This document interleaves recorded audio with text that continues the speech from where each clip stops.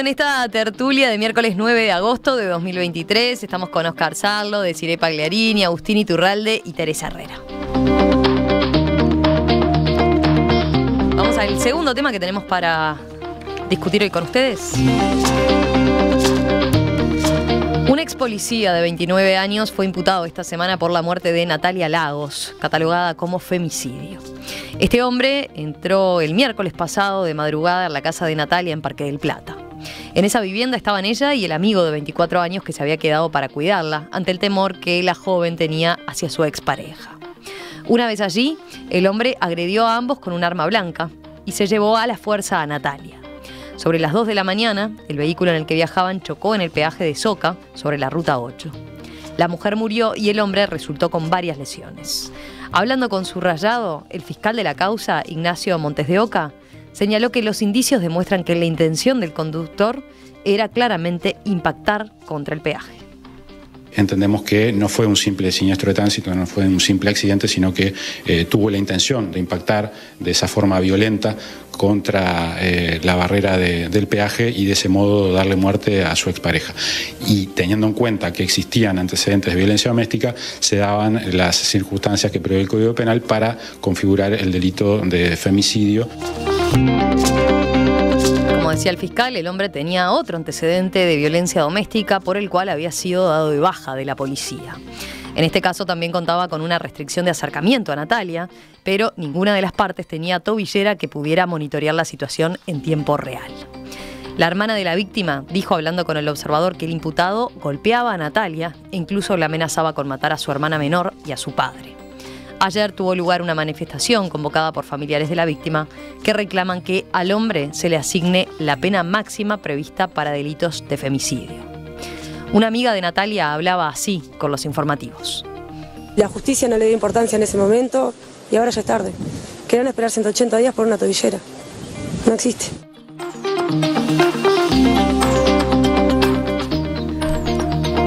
Bueno, había más de uno que quería tratar este tema. Teresa, creo que vos eras una de las que lo sugerías, así que empezamos contigo. Sí, más bien que quería tratar este tema. Yo me voy a referir específicamente al tema de evaluación de riesgo, que creo que es dentro de el cúmulo de errores que se cometen en la política pública en términos de violencia de género, es uno de los puntos neurálgicos. Se ha hecho sin duda algún esfuerzo, y en los hechos la Red Uruguaya contra la Violencia Doméstica y Sexual hace años integró una comisión junto con Fiscalía, con la Suprema Corte, etcétera, donde, de acuerdo con el leal saber y entender y el expertise, sobre todo de las organizaciones de la red que trabajan directamente con este tema, más antecedentes internacionales, etcétera, se estableció una serie de indicadores que están en una acordada de la Corte, además, sobre evaluación de riesgo, pero están lejos de ser técnicamente completos y sobre todo técnicamente analizados, como se podría hacer, porque no tiene un costo muy alto. En otros países hay índices de evaluación de riesgo donde, tildando el propio juez o jueza o el fiscal o quien sea que esté involucrado, hasta el propio policía puede de alguna manera ver de qué forma esto se puede. Sin duda, con esto no estoy acotando diciendo que la policía tenga que ser quien decida. Por supuesto, siempre tiene que ser el sistema de justicia. Pero en este caso, además de la mala evaluación de riesgo, ¿por qué hablo de mala evaluación de riesgo? Porque en esos indicadores me consta que una de las cosas que está en primerísimo lugar son antecedentes de violencia. Obvio.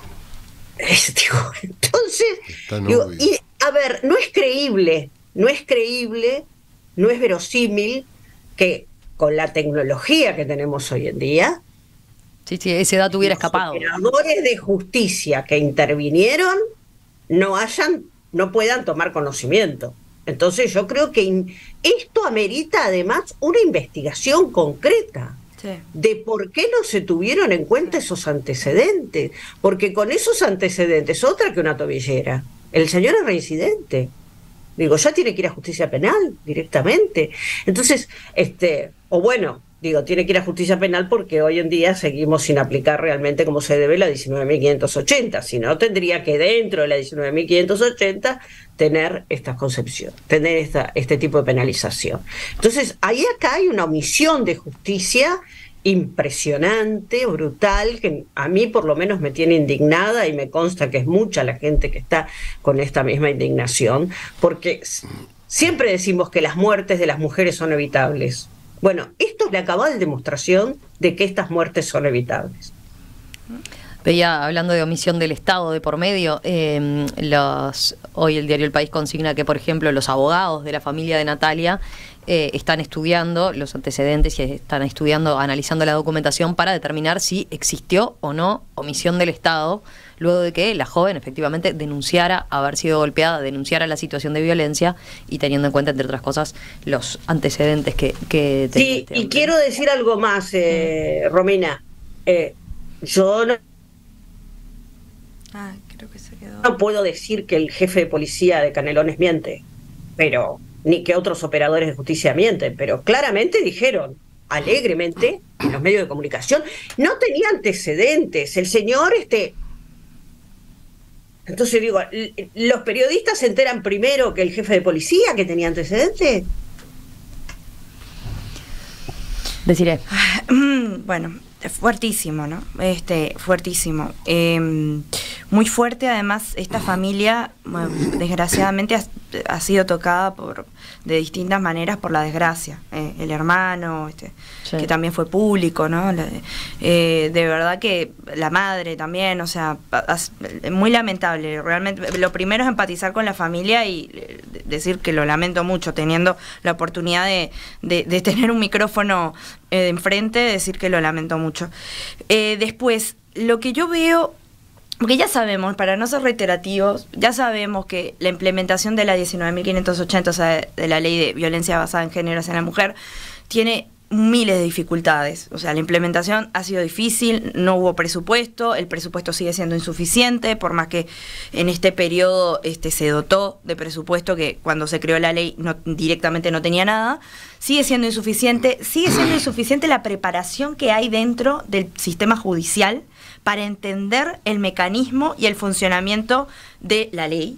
Sigue siendo difícil que la justicia tome o se adueñe o se empodere con la perspectiva de género, porque se sigue entendiendo que es una forma de discriminar de manera que la justicia deja de ser igual para todos, cuestión que las personas que por lo menos tenemos estudios en género y manejamos los conceptos sabemos que no es así, que contrariamente a lo que se piensa, cuando una de las partes en la sociedad está tan debilitado, tiene tanta imposibilidad de generarse justicia en esa población por determinadas razones, lo que hace la ley a veces es equilibrar para que se genere la justicia necesaria, pero eso es esto un tema cultural que es muy difícil de ver. Entonces, lo que yo quiero hacer énfasis es en esto justamente. Muchas veces este tipo de denuncias se sigue viendo, y creo que en esta se evidencia mucho más, este tipo de denuncias siguen no siendo tomadas demasiado en serio.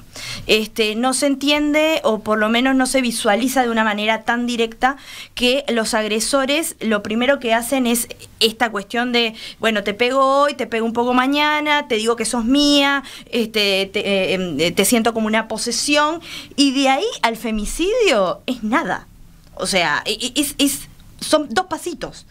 Y eso no se logra, yo veo en el sistema jurídico y en el sistema judicial y en todo el sistema, absolutamente, porque esta pelea de entender con perspectiva de género las políticas la damos todos los días en distintos partidos, políticos incluso, o en la sociedad, es que no se ve el hilo de relacionamiento entre que una persona está codificada, en este caso este señor, este femicida, está codificado en entender a la persona como de su propiedad y como su objeto, la cosificación, y el que al desprenderse y que ese objeto ya no quiere estar con él, genera esa reacción de femicidio. O sea, y yo veo que el sistema judicial, cuando la mujer va y denuncia una que otra vez, pero mirá que me amenazó, porque muchas son amenazas por mensajes o que no llega incluso a veces a lo físico, Es, bueno, vamos a ver, hasta que no pase, hasta que no te veamos sangrando un poco más, y discúlpenme por lo gráfico, ¿no? Pero hasta que no te veamos en una situación en donde realmente sintamos que hay la necesidad de cubrir tu protección, vamos a esperar a ver qué pasa. Entonces, hay una desvalorización de la situación. Hay un poco entendimiento de la gravedad de la situación. Y yo creo que ese es lo que desgraciadamente, muy a mi pesar, le pasó a esta muchacha y lo que va a seguir sucediendo en la medida que no tomemos precauciones y prevención a lo mínimo. O sea, si me preguntan si dan los recursos, de qué manera, cómo se puede implementar, yo tengo que admitir honestidad intelectual, no lo sé, porque siento que todavía estamos como en una gran nebulosa de no terminar de bajar a tierra. Claro. ¿Cómo se puede hacer? Lo que pasa es que este caso baja a tierra o sea, lo que está señalando, deciré, lo baja a tierra de forma clarísima, ¿no? Por lo que decía Teresa. Pensemos que esta muchacha denunció a la policía o denunció al juzgado de violencia doméstica y... O sea, de inmediato, quien estaba analizando el caso, ¿no le aparecieron, no le figuraron en el sistema de forma inmediata los antecedentes? ¿No le figuró que esta persona había sido dada de baja de la policía porque tenía un antecedente de violencia doméstica? Y bueno, pero ahí es donde yo creo, esto es una conjetura mía, absolutamente no, pero yo creo que tal vez la cuestión es decir, bueno, ¿qué es el antecedente? ¿Es que realmente se generó una situación de violencia física o hubo algo previo, psicológico, simbólico, un montón de cosas que a veces se toman como, no, esto, si no te pegaron todavía, está todo bien, ¿entendés? Perdóname la interrupción, pero para que a un policía le den la baja por violencia doméstica... No es por el primer caso, ¿no? No es porque una vez... No es porque esto, no es porque fue una vez, porque te puedo asegurar que para que le den la baja tiene que ser muy grave. Y me parece mucho más grave que se ignore el antecedente o que se lo tape, porque a esta altura... todas las conjeturas son posibles. Sí, claro. Ahora resolverá la justicia cuál fue el proceso de esto, pero es decir, insisto, y además, la evaluación de riesgo, hay indicadores, y perfeccionar esa evaluación de riesgo en formas técnicas, adaptando metodologías que ya hay en otros países y que no necesitan una cosa tan enorme ni de tanta plata, es un tema de voluntad política, no es un tema solamente económico. Oscar, dale. A mí me gustaría introducir alguna perspectiva complementaria de la que se ha manejado, y es que al final estamos hablando de lo mismo que en el bloque anterior. Estamos hablando de cómo poner en práctica ciertas normas, cómo hacer efectivas las políticas públicas. Y está claro, hoy lo decía Desiree también, que obviamente ordenar ciertos comportamientos no es un problema de la ley, sino de políticas públicas. Y eso es lo que no se termina de entender, me parece. Muchos lo entienden, pero no lo enfocan de esa manera. El sistema político muchas veces no lo ve de esa manera o no lo quiere ver de esa manera. Y entonces medidas aisladas generan grandes distorsiones. Me voy a permitir mencionar esto porque fue objeto de una entrevista que me hizo Romina hace un mes o algo así, sobre un proyecto de evaluar el impacto de las normas desde un punto de vista sociológico, a raíz justamente de la ley, un convenio que hizo el Parlamento con la Facultad de Derecho, a raíz de la ley de igualdad de género. Y ahí yo mencioné este tema. Y dije que bueno, es un drama, porque se aprueba una ley por la cual se dio una gran batalla para lograrla enunciar, y luego no se proveyeron de los recursos necesarios. Pero quizás no solamente los recursos, como dice Teresa, también hay que formar, hay que tomar conciencia. Es decir, es un todo, es mostrar voluntad de hacer las cosas. Si tenemos voluntad como sociedad de hacer algo, eso implica voluntad para poner la plata, voluntad para cambiar, para criticar, para ser todos partes de una vigilancia que eso se cumple. Siempre pongo el ejemplo de la prohibición de fumar en espacios privados, o públicos, perdón. ¿Cómo esa política pública fue tan exitosa? Hay que estudiar esto para ver qué es lo que pasó, cómo se formó evidencia científica, cómo se educó, cómo se vigiló, se sancionó todo un país y todos nos volvimos vigilantes de que el que está al lado no lo hiciera. ¿Ah? Eso no pasaba con otras cosas.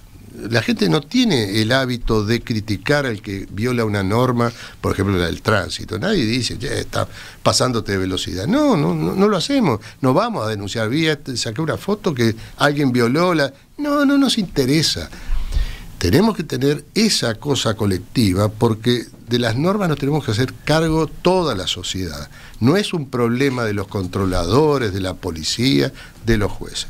Y de los jueces quiero hacer dos comentarios. Primero, hay que entender, yo soy un gran defensor del papel de los jueces, muchas veces me lamento cómo se ven puestos en estas situaciones tan desgraciadas, y tienen que administrar una ley que les exige a seguir ciertos procesos sin las herramientas necesarias. Entonces, ¿qué es lo que va a pasar con esto? Como ha pasado con otras cosas, por ejemplo, con un sistema carcelario tan desastroso, tan infernal como tenemos en el Uruguay, lleva a que muchos jueces no quieran mandar a la gente a la cárcel o lo piensen muy bien porque aplican criterios de política criminal, pues dicen, mira, este muchacho, primera vez que comete esto, no lo voy a mandar a este infierno con esto. Entonces, no cumple la función que está prevista en las normas porque él es consciente de la realidad cuál es. En este caso, ¿qué va a pasar? Como ya pasó con el otro crimen terrible que hubo en Paysandú, también había habido advertencias previas, nadie tomó medidas. Ahora los jueces van a generalizar las medidas cautelares por las dudas, porque no quieren verse en el escrache público.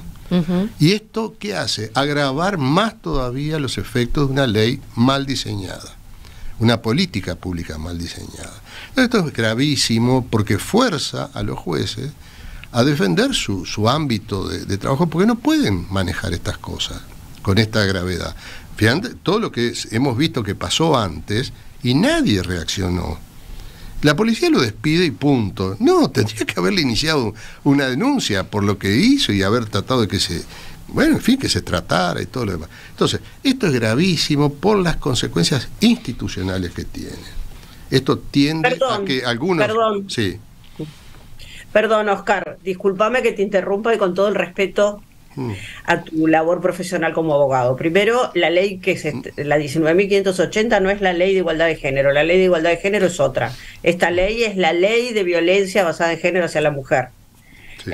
Digo, para quien está escuchando no confunda. Y segundo, me parece que es muy grave decir una ley mal hecha, en todo caso una ley mal aplicada. La ley, en mi opinión, y no solo en mi opinión, que no, digo, si bien soy experta en MECSEVI, pero no soy abogada, sino en la opinión de ONU Mujeres, del MECSEVI, digo, es una ley hecha con lo que se llama ley de tercera generación, una ley completa, integral, que contempla cada uno de los aspectos que tiene que tener, y como dijo Desiree hoy, también con una nueva especificidad que es la violencia basada en género, y que yo entiendo que a muchos abogados y abogadas y jueces y juezas con algunos años les cuesta poder entender esta nueva especialidad, que es distinta de lo que era la separación tradicional entre lo penal, la familia, etcétera, etcétera. Pero me parece que tenemos que hablar con precisión sobre estas cosas cuando hablamos públicamente. Te agradezco la precisión, yo no fui preciso en eso porque entiendo, a diferencia de lo que tú estás diciendo, que no se trata de la ley número tal y la ley número cual. Se trata de una política pública que tiende a resolver algunos problemas que tienen que ver con la violencia de género, con la desigualdad, que está basada en la desigualdad. Entonces yo mezclé las dos cosas y tenés razón que habría que distinguirlas. De todas maneras, lo que me importa yo estaba hablando de la política pública en torno a este problema, a este grave problema que tenemos en nuestra sociedad. Y entonces, en ese sentido, yo creo que está mal diseñada la política pública, porque yo no puedo creer que la ausencia de mecanismos. Bueno, basta ver lo que demoran la atención de una situación familiar de violencia, lo que demoran en ser evaluados los riesgos.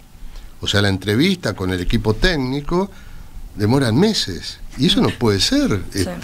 No, si vamos a intervenir en esas relaciones, tiene que haber una respuesta inmediata.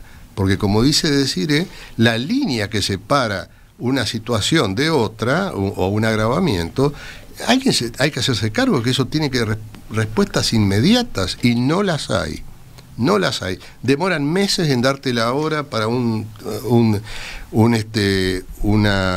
entrevista con el equipo técnico, y después el juez en fijar la audiencia. Bueno, eso no puede funcionar así. Y perdón, una acotación que quiero hacer, si me permitís, Oscar, porque no es menor que las mismas demoras que digamos, que empañan al proceso, son las mismas que hacen a veces generar esa reacción de decir hay falta de garantías para los potenciales victimarios y todo lo demás, porque esa demora es para todos, o sea, entre que demoran para hacer la audiencia y evaluar las pruebas, no el juez de urgencia, sino cuando ya la causa está en procedimiento. Se demoran para asignar los talleres para los victimarios. Se demoran las medidas, renovar las medidas de protección, o sea, se demora todo. Entonces, no solamente genera un grave perjuicio para la víctima y una situación de vulnerabilidad absoluta, sino que también empaña el proceso constantemente en ese halo de falta de ser poco garantista. Entonces es un problema importantísimo a todo nivel. No, eso quería contar. No, a ver, es un tema bien complicado, ¿no? De hablar y decir algo que agregue valor a lo que dijeron los contertulios.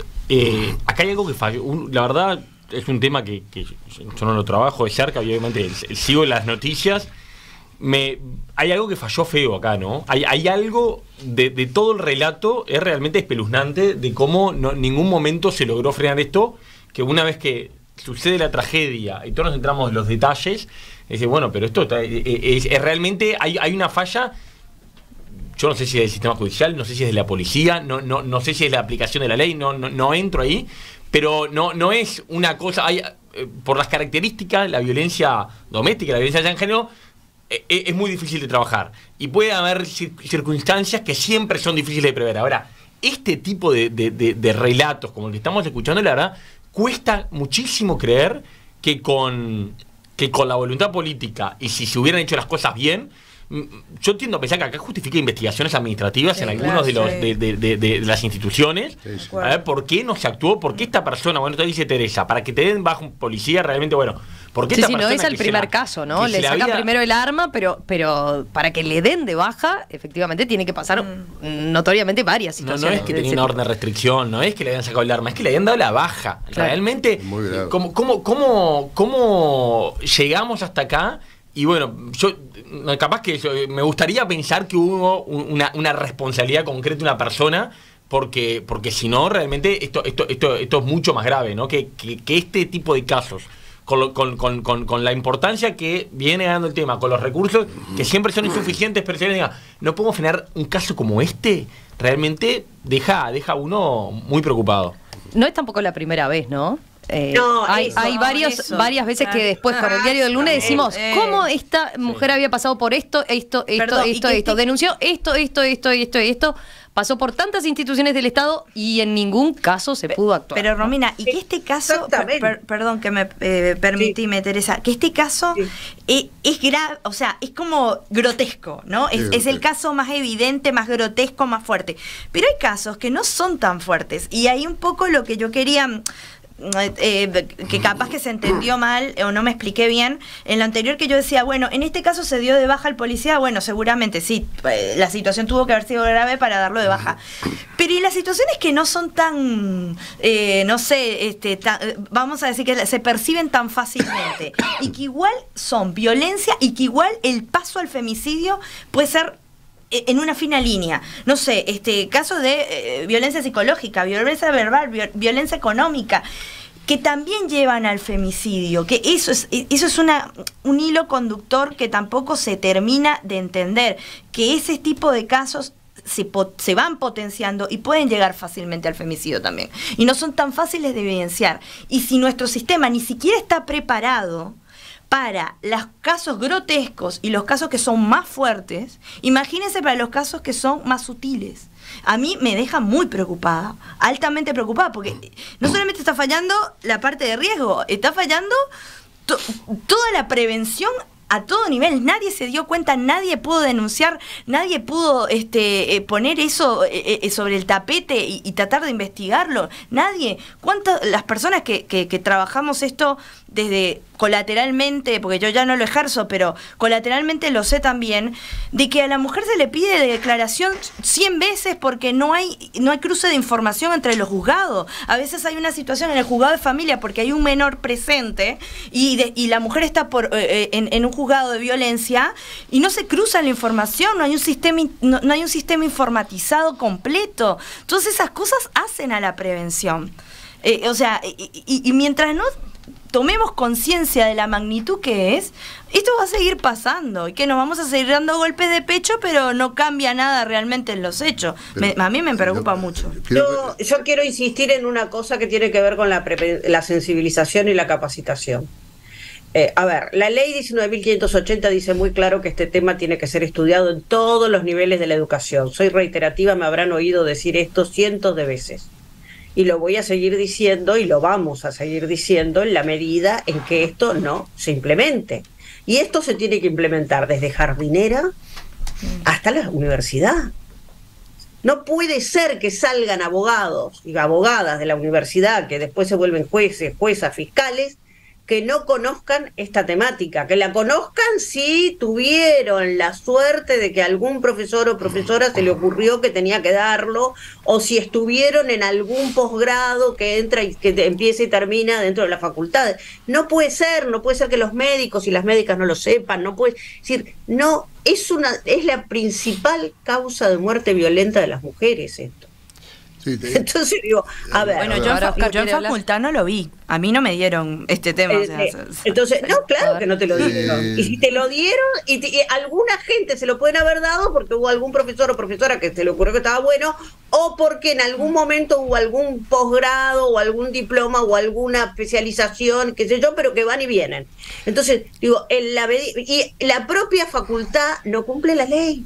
Perdónenme, pero no cumple la ley. Dice que tiene que estar en el programa, no que lo pueden poner si tienen ganas. Entonces, yo pienso... Perdón, pero esto tiene que ver también con que, yo no digo que no hayan habido capacitaciones, sensibilizaciones, esto y lo otro, pero en la medida en que no haya una señal clara de que esto es un tema importante para el derecho, que es un tema importante para la salud, que es un tema importante para la sociología, para la psicología, en la medida en que no haya señales claras de que esto tiene que ser un estudio sistemático tan importante como cualquier otra rama, entonces, en la medida que no haya esa señal, que sea un cursito de acá, una sensibilización de allá, una capacitación de no sé qué, digo, en la medida en que sea así, digo, no sé, nosotros en el CLAE tenemos un diploma, pero bueno, pero y hace 6 años que lo tenemos. Bueno, pero me parece que falta todo ese eje, porque después viene el ministro y dice, ay, esto es un problema cultural. Y yo digo, chocolate por la noticia, recién te diste cuenta. Bueno, yo creo que hoy Teresa me hizo una observación correcta sobre un manejo equivocado de los términos, o por lo menos confuso de los términos. Yo ahora le voy a hacer a Teresa también una observación. Me parece que lo que está mostrando Teresa es que fija, como mucha gente, un problema de conocimiento de las normas. No es este el tema. El tema es que para que las normas se tomen como algo realmente vigente, tienen que hacer carne en la comunidad. La gente tiene que tornarse vigilante de lo que pasa con ciertas normas que son graves como esta. Y entonces es la idea de que si uno advierte una situación de violencia, alguien tiene que intervenir también del entorno y tomar una actitud más comprometida con eso, porque hasta que eso no pase, son situaciones que si va a quedar dependiente de la policía, del que toma la denuncia, del juez, son agentes que están muy lejos del caso, y esto requiere que todos tomemos conciencia de eso. Y la educación, desde luego, es un medio, pero no es el único. Tenemos que tomar otro tipo de compromiso social. Uno de los importantes, yo diría de los más importantes teóricos del derecho, que no son de los que se enseña normalmente a los abogados, pero todos saben quién es, Hart, que es un inglés, decía, bueno, una norma está vigente cuando alguien la viola y los demás, la sociedad te critica públicamente y asume un papel, se compromete con la norma. Si va a estar ligado a lo que cada cual crea sobre qué tiene que hacer, bueno, eso no es un código moral, pero no es realmente derecho. Derecho no es estar escrito, no es tener agentes que lo pongan en práctica, es que la gente lo viva como que es obligatorio cumplirlo.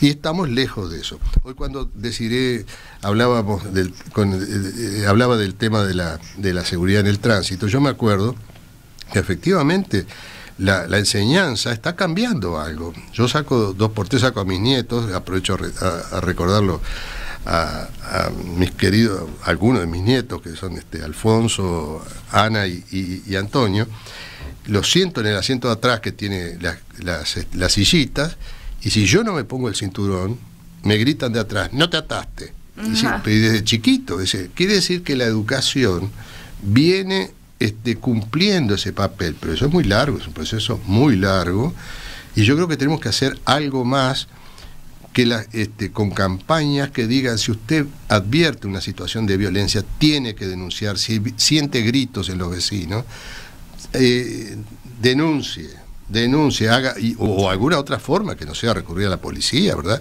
Tratar de comprometernos con esas cosas, porque no puede ser que descansemos todo el éxito de una política pública tan crucial como esta, en que haya buenos policías, técnicos que estudien el tema, jueces que tengan entre el fárrago de cosas que tengan, se puedan ocupar. Es muy cómodo decir eso.